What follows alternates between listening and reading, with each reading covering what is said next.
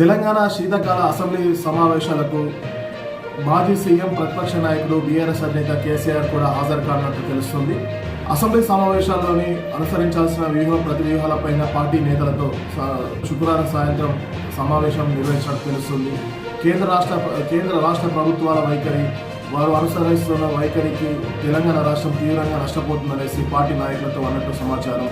అలాగే pharma city hill పాలసీపై చర్చకు పట్టుబట్టాలని నాయకులకు సూచించినట్టు తెలుస్తుంది.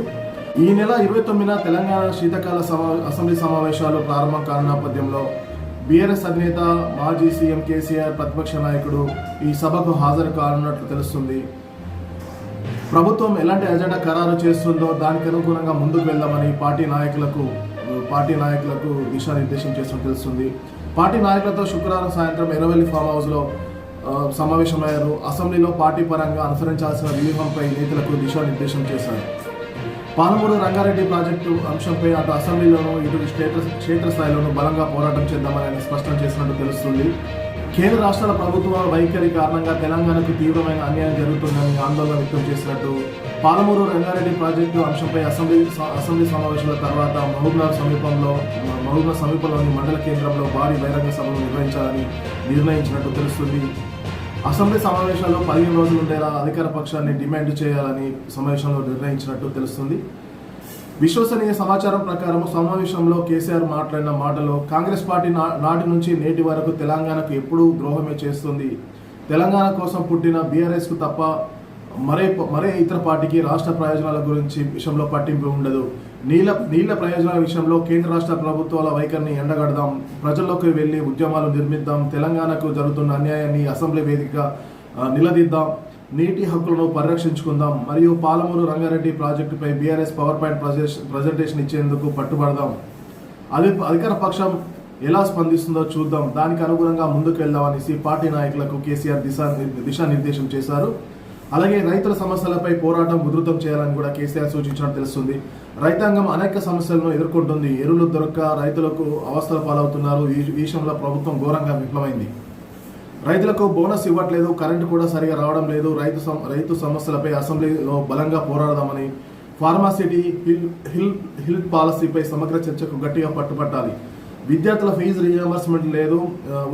రిటైర్డ్ ఉద్యోగులు అనేక సమస్యలను ఎదుర్కొంటున్నారు. వీటన్నిటిని అసెంబ్లీ సాక్షిగా ప్రభుత్వాన్ని నిలదీద్దామనేసి పార్టీ నాయకులకు నిర్దేశం చేశారు.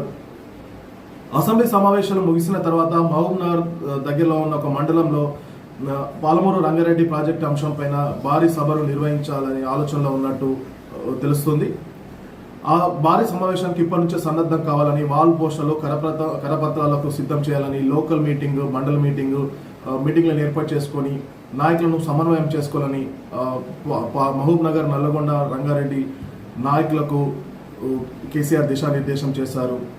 నల్గొండ జిల్లాలో మునుగోడు, దేవరకొండ నియోజకవర్గాలతో పాటు వికారాబాద్, మహబూబ్నగర్ జిల్లా నుంచి భారీగా జన సమీకరణ చేయాల్సి ఉంటుందనేసి సమావేశంలో చర్చించినట్టు తెలుస్తుంది.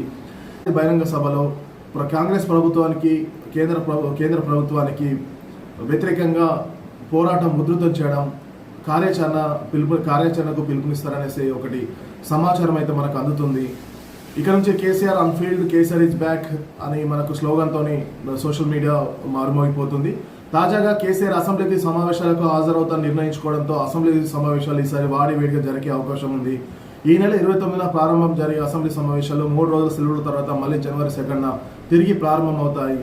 ముఖ్యంగా బీఆర్ఎస్ పాలమూరు రంగారెడ్డి ప్రాజెక్టుపై జరుగుతున్న అవినీతిపైన ముఖ్యంగా పోరాటం చేయాలని నిర్ణయించుకున్నారు. దాంతోపాటు రైతు సమస్యలు, వికలాంగుల పింఛన్ పెంపు, స్టూడెంట్స్ ఫీ రీఎంబర్స్మెంట్, ఈ సమస్యలన్నిటిపైన ప్రభుత్వాన్ని ఎండగట్టాలని బీఆర్ఎస్ అధినేత మాజీ సీఎం కేసీఆర్ కృతనిశ్చయంతో ఉన్నట్టు తెలుస్తుంది.